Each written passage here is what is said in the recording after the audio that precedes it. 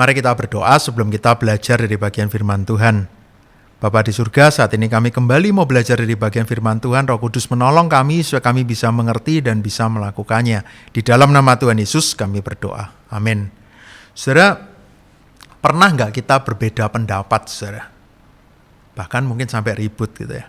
Entah dengan rekan sepelayanan, rekan di pekerjaan, atau bahkan dengan keluarga kita. Lalu apa solusinya, saudara, ketika kita berbeda pendapat? Ada yang memilih untuk diam. Aku cinta damai, lebih baik aku mundur daripada ribut.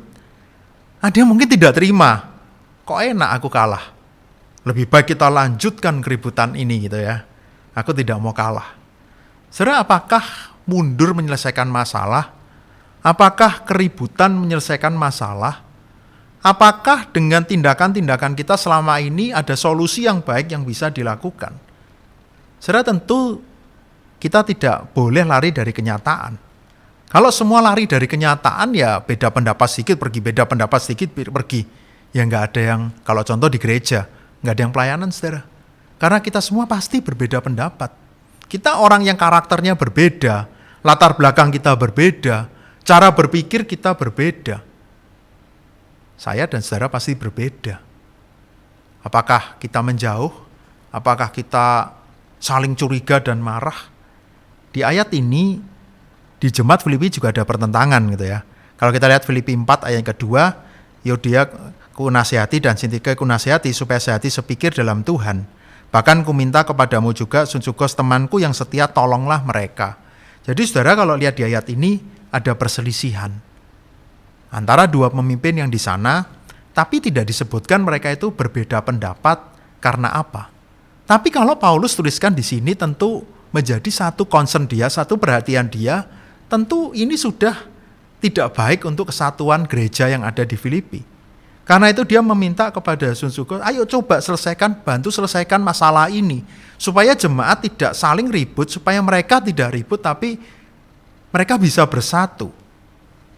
Nah itu saudara, apa yang Paulus ingatkan kepada mereka, kalau kita lihat tadi, ku nasihati supaya sehati sepikir di dalam Tuhan.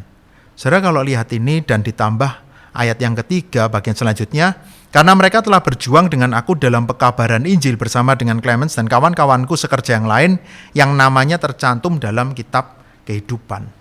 Saudara, sehati sepikir di sini bukan berarti semua pikirannya sama, pasti beda. Tapi mereka sadar apa sih yang mempersatukan mereka di dalam tubuh Kristus, di dalam gereja. Karena mereka adalah sama-sama orang yang sudah ditebus. Bahkan mereka sama-sama namanya tercantum di dalam kitab kehidupan. Bahkan mereka sama-sama dipanggil Tuhan untuk melakukan pekabaran Injil, untuk melayani Tuhan. Mereka menjadi bagian dari anggota tubuh Kristus. Itu hal yang lebih mendasar dan lebih penting daripada kita harus punya pikiran yang sama. Bukan, mereka bukan dipersatukan karena itu. Tapi karena sudah ditebus dan menjadi alat Tuhan. Karena itu sekarang singkirkan ego masing-masing, pikirkan pekerjaan Tuhan. Pikirkan bagaimana Injil itu diberitakan. Ayo kita bersatu sebagai anggota tubuh Kristus. Kita memang berbeda, tapi sekarang hati kita sama. Kita punya hati yang sudah diperbaharui di dalam Tuhan. Kita boleh memiliki banyak perbedaan, tetapi sekarang pikiran kita sama.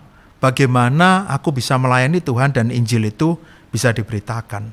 Karena itu saudara, bukan kebetulan kalau kita ada di dalam tubuh Kristus.